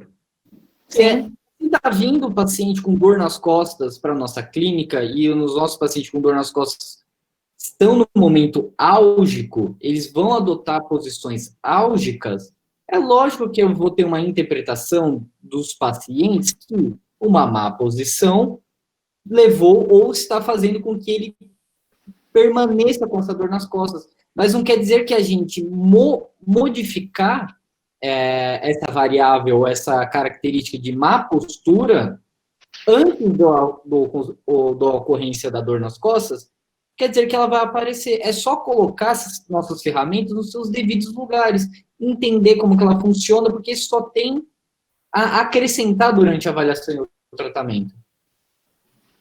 Perfeito, Vitor. Perfeito. E esse paciente que eu acabei citando para vocês, uma das estratégias que a gente fazíamos com ele era a exposição gradativa, cara. Nada mais é que eu pedia para ele era fazer algumas estratégias que eu, entre aspas, enganasse o cérebro dele que ele não estaria agachando. Então, por exemplo, às vezes eu colocava ele deitado e pedia para ele fletir o joelho. E eu falei assim, tá vendo? Você tá conseguindo agachar. E depois a gente foi agachando, até que um dia caiu um papel no chão e falou assim, pega aí para mim. E ele agachou, pegou, levantou e eu perguntei, e aí, você sentiu dor? Ele falou assim, não. Então, tá vendo? Você pode agachar. E recentemente ele mandou uma mensagem e falou assim, nossa, agora eu tô começando a pegar peso já na academia. Que legal. Tá vendo? Então é justamente isso daí que o Vitor acabou de falar. Cara, o paciente, a gente não pode falar para ele, chegar lá e falar assim, não, você está sentindo dor é porque você está se agachando de uma forma errada, por conta disso. Mas você tem que lembrar que ali você tem músculo, você tem estabilizadores dinâmicos, estáticos, que vai gerar toda uma parte de equilíbrio para que esse paciente ele consiga erguer o peso da forma correta. Claro que naquela parte 2 ali, se ele não tiver preparado e quiser levantar uma caixa de 200 quilos, ele vai se machucar, né? Esse é o ponto. Né, Carol? Né? E outra coisa que eu queria comentar, aproveitando esse slide aí, que a gente está desenvolvendo alguns trabalhos lá na Santa Casa que envolvem educação de pacientes com dor lombar, né? E aí, essa mesma pergunta que eu fiz aqui para vocês, a gente faz para eles. A gente mostra essa imagem e pergunta qual você acha que é a forma correta de carregar peso. Sei lá, eu acho que até hoje 100% falaram que era a maneira número 1. Mas aí eles falam, por exemplo, uma senhorinha lá de 80 anos, eu pergunto para ela, ela falou, eu acho que é a forma 1. Mas para falar bem a verdade, eu faço da forma 2. Eu faço errado, né, doutora? Quantas vezes eu já ouvi isso, gente? Eu já ouvi muitas vezes. E aí eu pergunto, e como que é dessa maneira para você? É confortável? Você sente dor? Não, dessa maneira não. Dessa maneira é tranquilo para mim. Gente, eu vou mudar o jeito. Eu vou falar para a senhorinha de 80 anos que agachou a vida inteira do jeito 2 e que para ela tá tranquilo desse jeito, agachar do jeito 1. Não, né? E aí eu queria uma pergunta agora para você, Carol, e para o Vitor. Como que vocês explicam para o seu paciente qual que é a maneira certa dele agachar ou de levantar alguma coisa? Como que vocês abordam isso daí para ele? Quer falar, Vitinho? Pode ser. Primeira coisa que eu faço é entender as crenças autolimitantes do meu paciente, para eu saber o que ele tem de informação, o que falaram já para ele. Porque se o meu paciente está vindo com muita informação desconexa, está vindo com muita informação que não está sendo muito baseado em evidência, eu não confronto ele, eu falo para ele, mostre para mim o que é que faz as suas costas doer. E eu vejo os padrões de movimentos, aí eu vou exatamente no padrão biomecânico mesmo. Eu estou avaliando a biomecânica dele, eu vejo qual que é o padrão de movimento dele, eu vejo estratégias para conseguir estimular o movimento dele, vai ficar naquele processo de quebra de medo, e assim que ele começar nesse processo de quebra de medo, a gente vai fazer como se fosse um diário de etapas. E ele assinalar de 1 a 10 quais são os movimentos a qual ele tem mais medo para o que ele tem menos medo. E a gente vai na primeira semana no que ele tem menos medo e vamos focar em cima disso e usar só padrão de movimento. Segunda semana, vamos para um outro movimento que ele tenha medo. Terceira semana, um outro movimento que ele tenha medo. E assim conseguir fazer com que ele exponha e dar ferramentas para os meus pacientes deles se autogerirem. Pelo menos é mais ou menos do jeito que eu faço, do jeito que eu penso, para conseguir expor meu paciente ao movimento. Legal, Vitinho. É bem parecido com o que eu faço também. Completando aí, Edson, eu também sempre gosto de perguntar, né, como que o paciente faz, que nem eu falei, dei o exemplo da senhorinha, eu perguntaria, é assim que você faz e como é isso para você, né? E aí eu vou também para a minha análise biomecânica, e aí eu tento, né, se aquele padrão para ela é o melhor, o mais confortável, eu tento fazer uma análise mais qualitativa e tentar só melhorar, né, talvez falar para ela fazer mais contração de usar mais perna, né, enfim, contrair abdômen, talvez só melhorar algumas ativações musculares e pensar aí nas alavancas, na biomecânica mesmo, e tentar otimizar o que ela já faz. Eu vou nesse raciocínio também. Perfeito, perfeito. Então, antes eu já chegava já na voadora, né, no paciente, né? Não, tá tudo errado, tudo errado, tudo errado. Senta aqui que agora eu vou te falar o que é o certo, o que é o errado. E, né, cara, e não dá certo, cara, não dá certo. É uma coisa que não dá certo. Então, eu faço hoje que nem o Victor, né? Eu não confronto diretamente ao paciente, mas eu uso algumas perguntas como, mas você já ouviu falar? E se... Eu gosto muito de perguntar, então às vezes eu gosto de fazer algumas perguntas que o paciente ele se autorreflita dentro daquela ideia, e eu gosto muito de expor o paciente, né, gradativamente. Então, às vezes eu faço, que nem o Victor falou, esse negócio de pegar as autolimitações dele e vindo trabalhando as que ele tem menos medo para as que ele tem mais desconforto. E algumas vezes eu uso algumas estratégias, né? Algumas vezes eu uso algumas estratégias, por exemplo, para distração de dor, por exemplo, eu coloco um fone de ouvido no paciente, ou então eu peço para ele pensar em alguma outra coisa. Tem várias outras estratégias aí que dá para utilizar com o paciente, né? Dependendo também se o paciente... Sim. Depende muito também do paciente. Do paciente. Porque às vezes tem uns pacientes que se ele travar, meu amigo, você está perdido. Né? E geralmente esses pacientes que têm dor lombar na primeira sessão, eu não gosto de... Mesmo que eu consiga liberar aquele quadrado, que eu vejo assim que se eu conseguir forçar um pouquinho, eu consigo zerar ele, mas é certeza que no outro dia ou depois ele dá um rebote. É certeza, e aí ele vai falar que eu sou o pior fisioterapeuta do mundo, né? Tem toda aquela ideia. Então, é uma das estratégias. Mas o que eu quis fazer com essa pergunta é para as pessoas verem que não existe o certo e o errado, né? Depois cada um eles vão ter uma ideia, né, de como que você vai tendo um melhor tipo de abordagem, né, com o seu paciente, quando você vai explicar para ele o que é uma postura correta, né? Então, acho que isso é interessante. E é isso, né? E trazer para a nossa visão de fisioterapeuta e de toda a teoria que a gente sabe que tem por trás, da visão biomecânica e tudo, tentar otimizar, né, tudo aquilo que o meu paciente está fazendo. Perfeito. E cada paciente é um ser completamente diferente, né? Tem uns que confiam plenamente em você, tem outros que vêm com o pé atrás.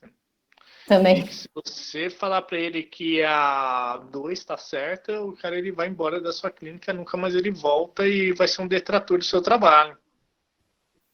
Então, não, isso sempre vai ter também, né? Dentro desse exemplo aí que eu dei dos pacientes que a gente está fazendo essa educação com alguns pacientes lá, eu lembro muito bem de uma que falou: não, mas eu não acho que isso é certo. A gente deu todas as explicações possíveis, eu e a Aline, que estava junto comigo, para tentar, né, mostrar as outras visões, né, e o que já tem de evidência científica sobre isso, mas não adiantou.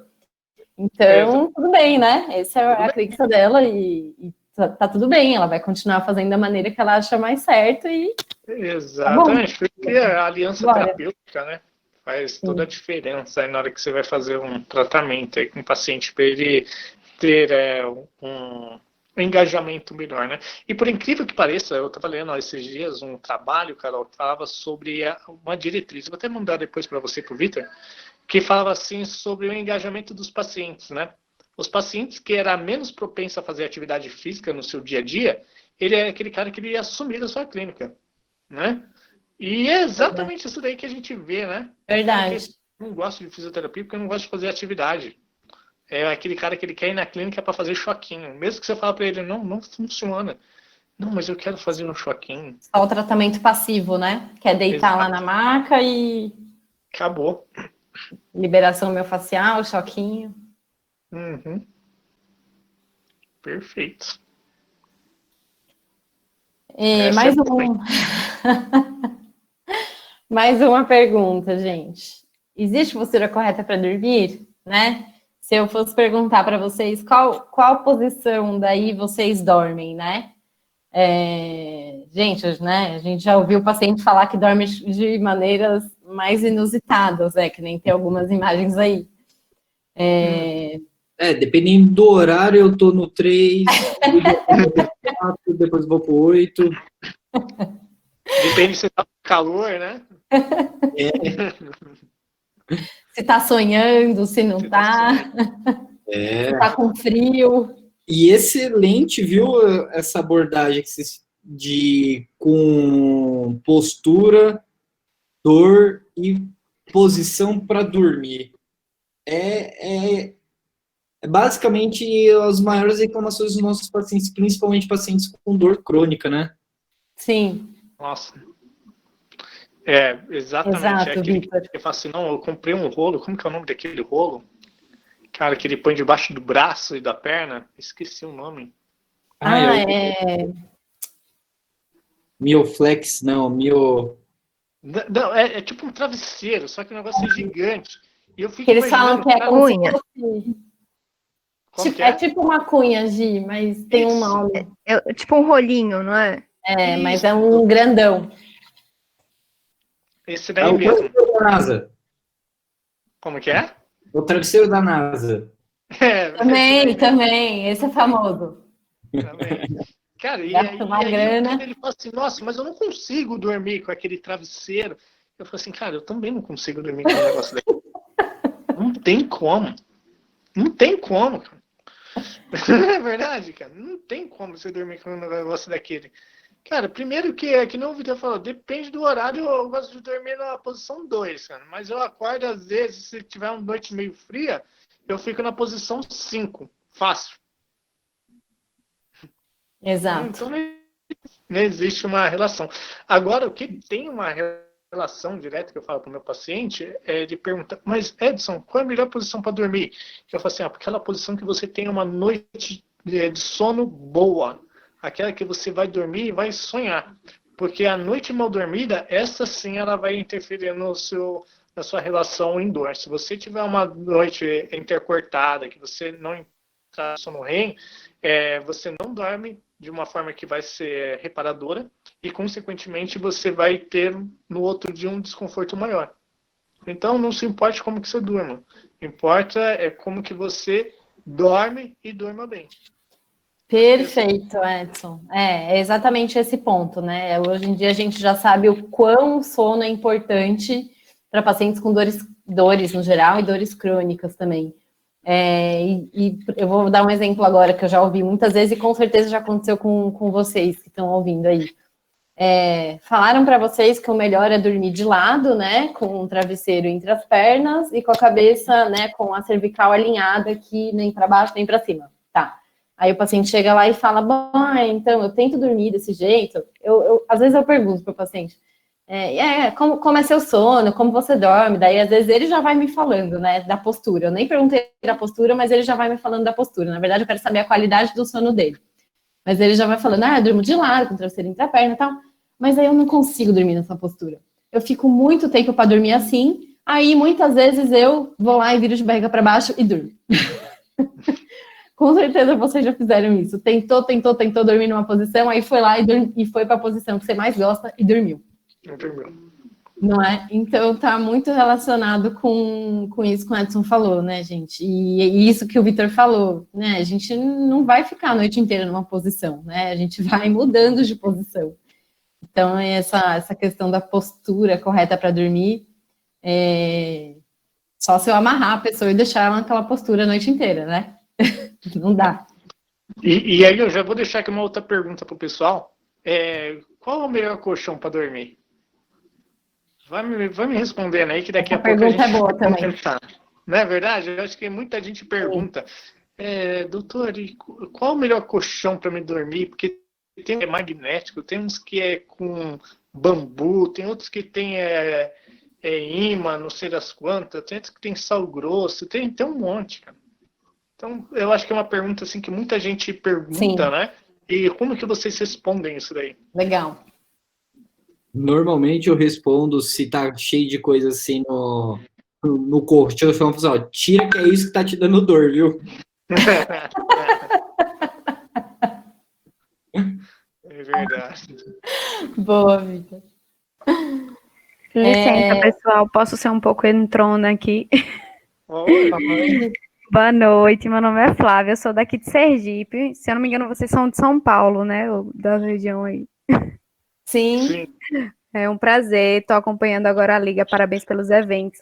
E eu só queria acrescentar uma coisinha que é em relação a não só os pacientes que têm crenças limitantes, mas os profissionais também que têm muitas crenças.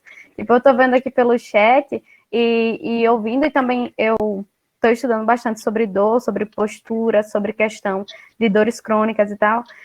A relação dos próprios profissionais, como vocês explanaram excelentemente bem, sobre os efeitos nocebos, que os profissionais não acreditam que dormir ou sentar com a coluna curvada não vai fazer mal. Então, a gente tem que, além de quebrar a crença dos nossos pacientes, quebrar crenças dos profissionais, como Léo Ávila fala, né, os profissionais crônicos, sobre essas questões que estão dentro da cabeça dos profissionais. Então, lembrar, e já tem para quem ainda não conhece esse tema de postura, eu aconselho muito a leitura de Sullivan, que é um pesquisador que fala muito sobre isso, e foi a partir dele que eu comecei a entender, tirar essas crenças limitantes da minha cabeça sobre não ver uma pessoa corcunda e dizer, olha que postura horrível. E isso tem que ser quebrado na nossa cabeça primeiro, para depois ser passado para o paciente. Eu acho que isso é um adendo muito importante. E também a questão da hipervigilância, quando você diz para o paciente, você tem que dormir assim, você tem que sentar assim, você tem que caminhar assim, você tem que pegar um objeto no chão assim, ele vira robótico. E nosso movimento tem que ser funcional, né? A grande linha da fisioterapia é funcionalidade. E eu acho que essa hipervigilância vai gerar menos ativação muscular, menos mobilidade e pode gerar mais dor por conta dessa restrição do paciente. E só uma última colocaçãozinha sobre a questão que o Dr. Edson falou da TENS.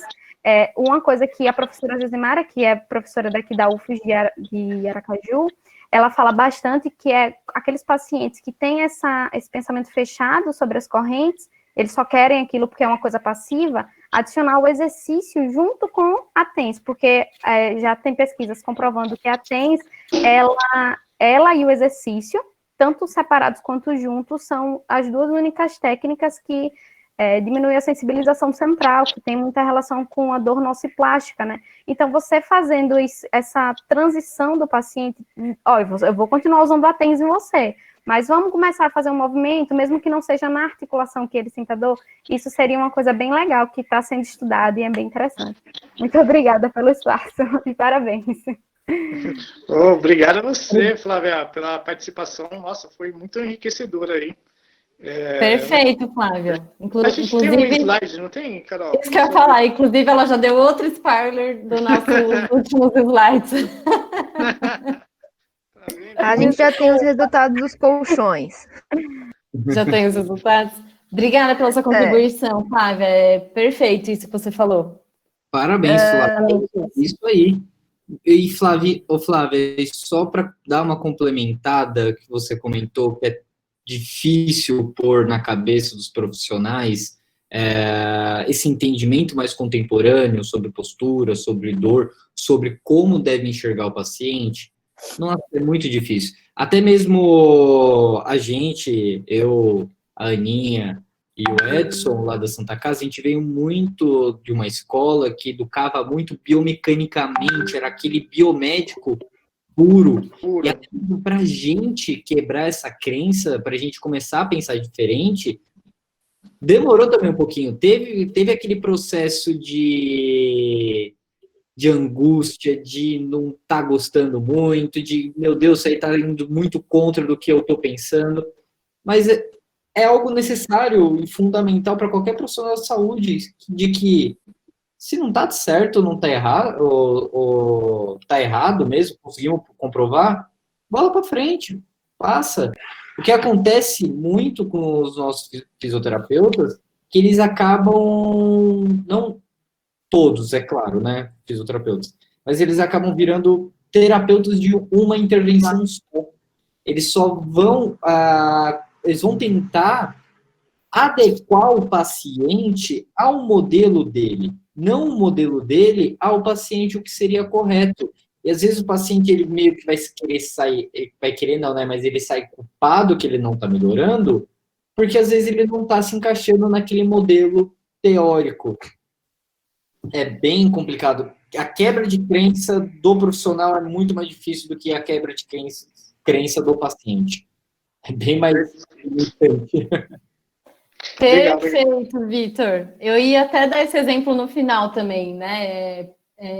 Quando, né, a gente começou a estudar um pouco mais sobre isso, entender essas outras questões aí relacionadas à dor e postura, enfim, que eu ouvi a primeira vez, não, né, da postura, que não existe uma postura para sentar correta, de acordo com cada paciente, de acordo com a particularidade, com como ele se sente mais confortável, é importante a mudar de posição. Eu acho que eu fiquei um tempão também, a gente demora, né, para quebrar mesmo essas crenças que a gente tem como profissional, né, todo mundo tem, a gente tem como pessoa, como paciente, como profissional, né. E você lembra, Carol, que a gente estava falando antes, umas 8h30, eu falei assim, nossa, você lembra, Carol, não sei se é da sua época, mas falava em dor lombar, uma época era a série de Williams. Sim, Pegava, sim. era a série de Williams. Depois era estabilização segmentar. Dor lombar é você tratar, cara. Só estabilização segmentar. Vem aqui que eu te ensino. Transverso e vamos aqui que vai ser. Aí você chega lá na pós, o cara fala assim, não. Esquece tudo. Que agora vai vir uma outra ideia. Então é bem difícil. É um desconstruir. E tira você da sua zona de conforto, né? Tira. Da sua zona de conforto. Total. Né? E o que a Flávia, só para complementar, uma coisa que a Flávia falou que eu acho que é bem interessante, ela falou sobre hipervigilância. Né? E você lembra daquele ciclo que o paciente ele entra, né? O paciente que ele tem dor, né? Ou ele tem dois segmentos, ou ele vai para a relação em que ele tem uma ideia de enfrentamento e de cura, ou então ele vai para uma área que ele vai para hipervigilância, medo, catastrofização, ansiedade, depressão, e aí ele volta e fica ali dentro daquele processo. Sim. Então é uma das coisas que é bem difícil, né? Exatamente. Só para fechar esse assunto aí que a gente está falando de postura do sono, né? Falando um pouquinho do que a gente tem na literatura aí, pensando em coluna cervical e torácica, em postura cervical e lombar, esse estudo identificou que talvez para uma postura cervical, uma postura mais adequada para dormir seria de decúbito lateral, e pensando na lombar, na curvatura da coluna lombar, talvez uma postura mais adequada seria num decúbito dorsal. Porém, não só esse estudo, mas se a gente vai tentar estudar e ver o que tem de artigos com relação a isso, né, a gente vê que eles vão bater numa tecla que falta de estudos, não tem uma conclusão né, certa, precisa de mais estudos para ter uma recomendação mais segura sobre isso, tá? Então, é uma coisa que é discutida mesmo e está muito relacionada com tudo isso que a gente acabou de falar. E com relação ao ombro, achei interessante colocar aí também, né, que eles acharam uma associação reduzida entre postura do sono e dor na articulação glenomeral, né, isso a gente ouve também, de dormir em cima do ombro, então, também não é uma coisa que está muito relacionada pelos estudos, também precisaria se estudar um pouco mais. E eu até coloquei ali que eu achei interessante que os próprios autores colocaram. Foi um resultado inesperado, porque eles tinham certeza, a hipótese deles, que ia ter uma associação bem positiva entre postura do sono e dor na articulação glenomeral. Então, é essa quebra aí de crenças que a gente está falando, né? Exatamente. Não, acho que as pessoas têm muito ainda, né? A gente tem muito ainda que quebrar muitas crenças, né, Carol? Sim. E a gente ainda vai quebrar muitas, né, Edson? Tenho certeza Imagina. disso. Mais uma aqui.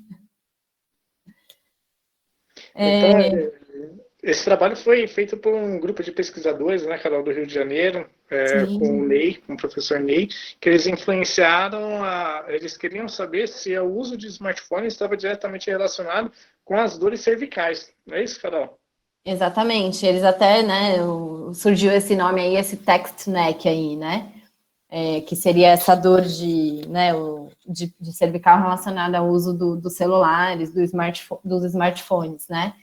E aí, na verdade, esse estudo veio porque só era falado isso por um estudo de uma qualidade muito ruim, inclusive com uma população cadavérica, né, Edson? E aí eles identificaram que eles não encontraram associação entre qualquer uma dessas posturas com dores cervicais em pessoas entre 18 e 21 anos. Porque uma hipótese deles é porque as dores cervicais elas têm aumentado e os usos dos celulares têm aumentado, né? A gente está utilizando cada vez mais essas tecnologias. E aí, então, surgiu essa hipótese de que talvez como a gente está aumentando o nosso uso de celular, a gente está aumentando as dores cervicais, que poderia ter uma relação. Mas essa relação não foi encontrada nesse estudo. E Exato. Aí também é um assunto bem polêmico e discutido ainda, né? Bem polêmico.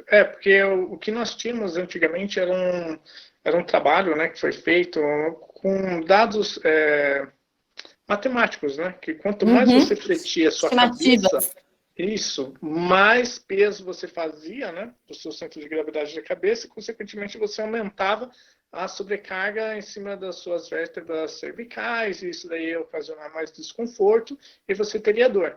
E aí esse grupo, eles falam assim, não, então vamos ver com pessoas vivas, né? E aí cai dentro daquele questão novamente.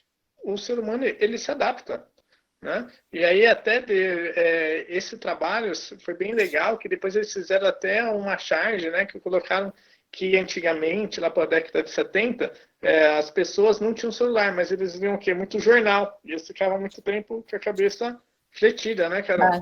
Então foi bem legal. Exato. E aí não tinha dor. Por que agora as pessoas vão ter dor? Exato. Então, aí a gente entra de novo em talvez outras questões envolvidas e que a gente ainda não tem resposta, né? Porque está em aberto ainda. Exatamente.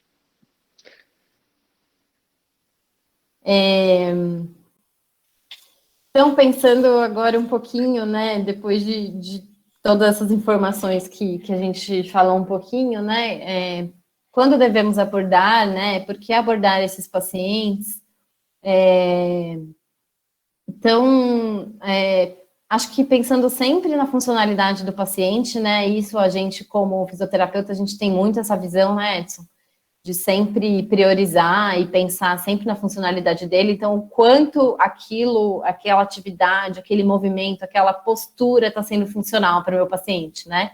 Então, acho que é um ponto que a gente sempre leva em consideração quando a gente vai pensar se deve abordar e como abordar, né, Edson? Exatamente, né?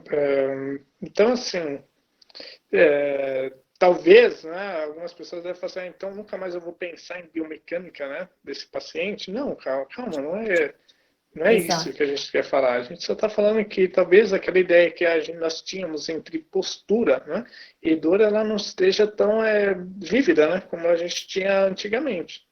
Então, claro que a biomecânica, ela tem, com certeza, e para mim, eu me baseio muito na minha terapia, né, na minha prática clínica em cima da biomecânica, né, tem o seu ponto, mas talvez ele não tenha aquela hipervalorização que a gente dávamos antes. Acho que é isso daí, né? A relação, putz, então se a gente pular, mas será que hoje a discinese é o grande vilão, né? Exato, né? As coisas vão mudando, exatamente. Então, é aquilo que a Flávia já comentou, né? Pô, e nós, fisioterapeutas, a gente tem que ter o bater e falar assim, putz, eu estava errado, né? Me desculpe, então mudou, e a gente fala Exato. assim, não, beleza, agora é um outro pensamento, vamos ver o que tem aí para frente. Perfeito, Edson. Tanto até que está aí nos nossos slides essa questão de talvez fatores de risco para futuras lesões e análises biomecânicas, né? Que hoje também estão sendo bastante realizadas, principalmente na corrida, para verificar padrões de movimento, né? Então, obviamente, a gente não vai descartar isso, né?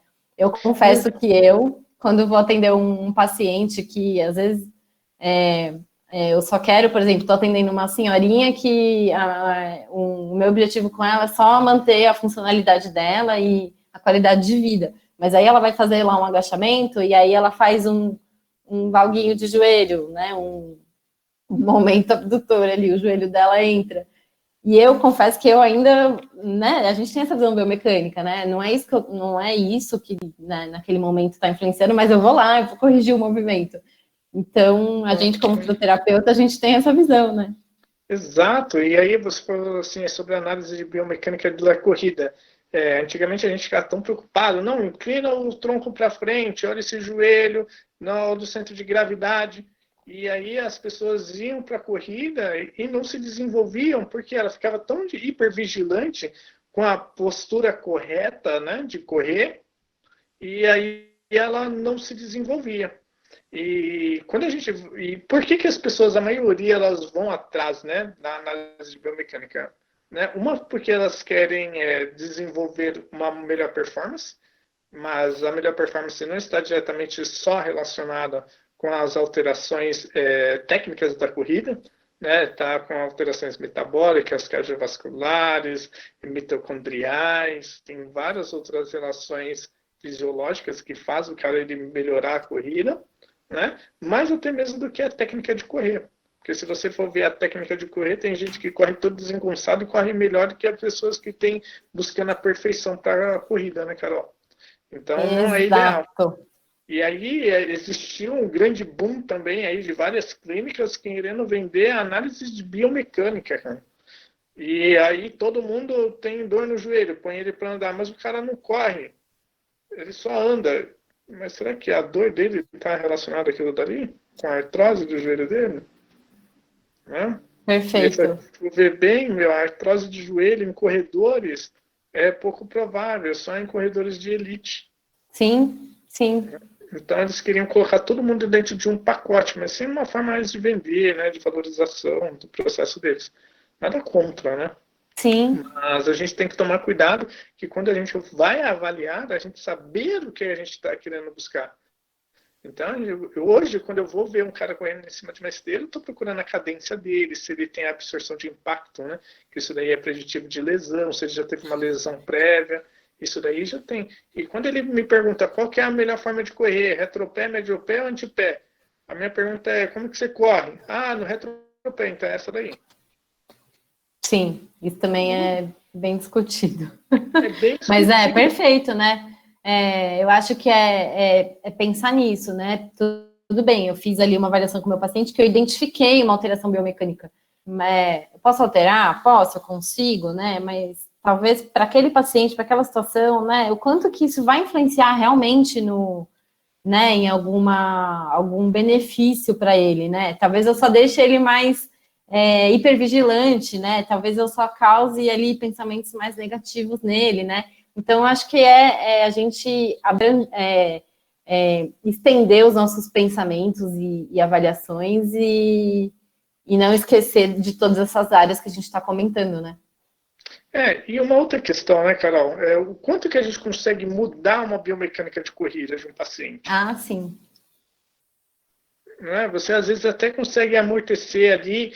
Tem um trabalho que fizeram, que saiu até na Josprid, que falou assim, que ele diminuía o impacto, né, da corrida do paciente, quando você dava o feedback para ele. Mas, em quanto tempo?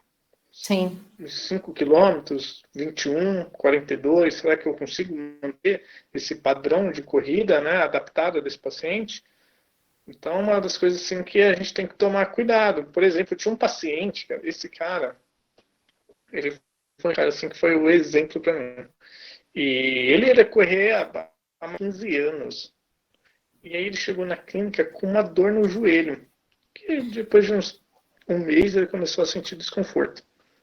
Da hora que eu coloquei esse rapaz para correr, eu nunca vi um cara que corria tão irregular.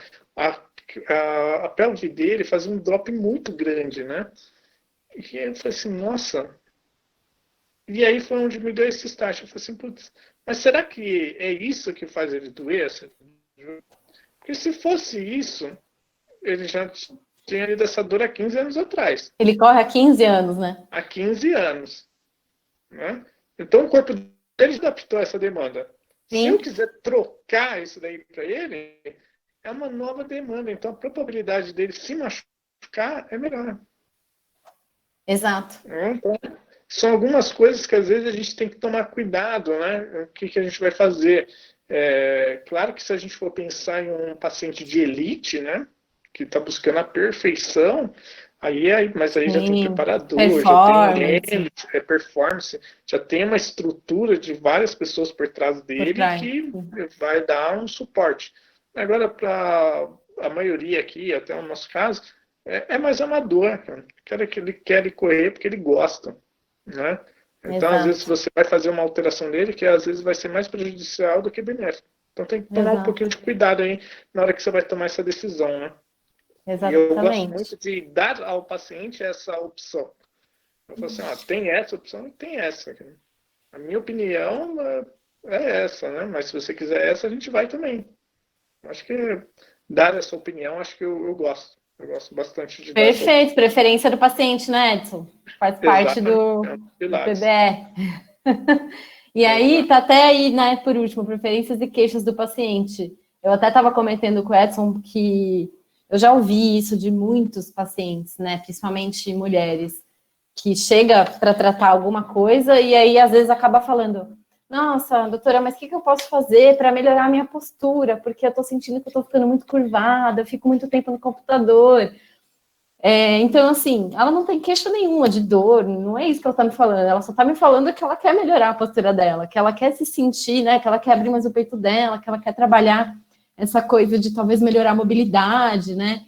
Então, isso, talvez né, quando abordar e por que abordar, também vai estar relacionado com o que o paciente vai estar me falando, né? Se ela está se sentindo mal de ficar muito, né, com uma postura mais cifótica, vamos lá entender o que eu posso fazer para ajudar ela, né? Às vezes ela está com um encurtamento de peitoral, está com uma hipoativação de escapulares, enfim, hipomobilidades, e aí a gente vai investigar e tentar ajudar aquilo que está incomodando ele, né? Outro ponto aí para a gente pensar. Exatamente. Concordíssimo. Certo? E aí, gente, é o spoiler que a Flávia deu aí pra gente. Está relacionado com... gente, esse estudo a gente achou muito interessante, né, Edson? Eu não lembro agora exatamente o ano dele, mas ele... ali, ó, 2018. Foi 2018. Tá escrito ali. Ele foi realizado na Grécia, mas aí eu fiquei pensando, cara, ia ser sensacional fazer um estudo desse aqui no Brasil. Olha aí, fica a dica aí para quem tá querendo estudar alguma coisa, fazer uma pós, um mestrado, enfim. Olha o que eles fizeram, né? Eles perguntaram para os fisioterapeutas da Grécia toda, tá? Eles até mostram lá no mapa que foi do país todo, com relação ao que eles né? Quais eram as percepções dele com relação à postura sentado e em pé dos pacientes, né? E aí, 93,9%, 94% dos fisioterapeutas classificaram que uma educação sobre uma ótima postura em pé e sentado são muito considerados no tratamento deles. Ou seja, 94% dos fisioterapeutas que responderam essa pesquisa acham que é importante a pessoa ter uma postura... uma boa postura, né? Considerando, então, aquelas imagens que a gente mostrou anteriormente, consideradas como posturas adequadas, né? Que está relacionado com aqueles conceitos lá antigos que a gente falou, né? E 5% falaram que a educação postural não é tão importante assim. E aí a gente entra um pouquinho nisso que a gente já discutiu, e está relacionado, então, com crenças, né, do paciente, mas muito mais dos profissionais, dos médicos, e essa coisa cultural que a gente vem trazendo aí, né? Exatamente.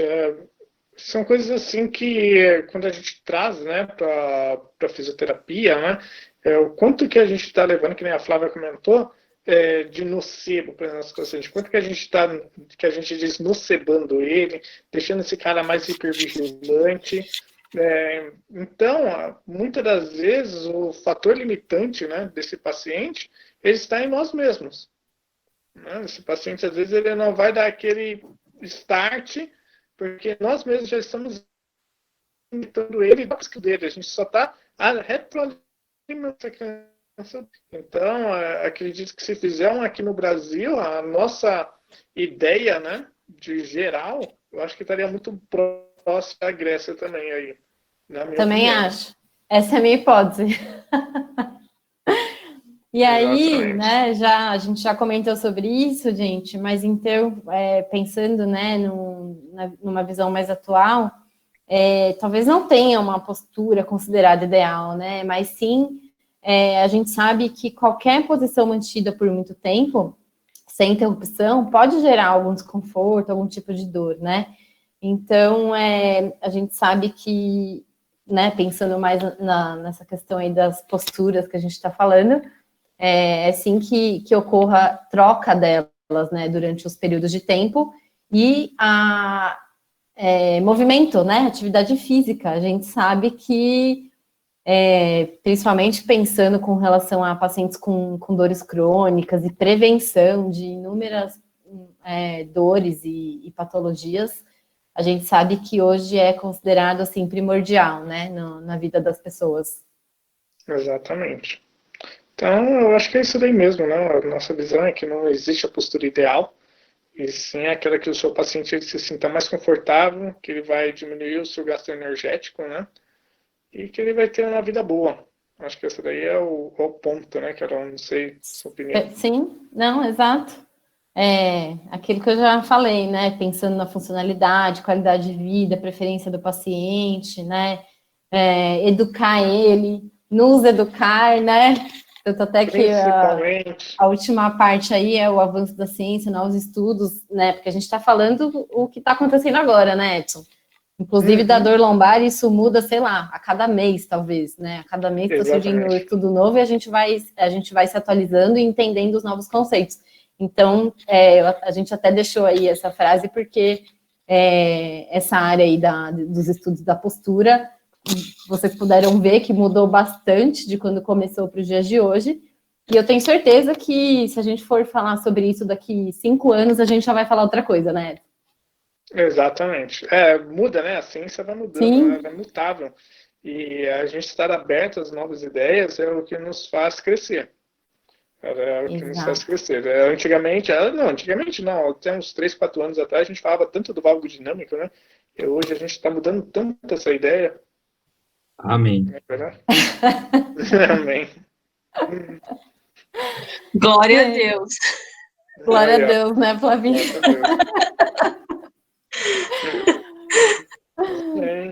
Gente, muito obrigada pela atenção de vocês. Acho que é isso. Se vocês tiverem dúvidas, a gente pode conversar aí. Esses estão aí os nossos contatos também. É isso aí.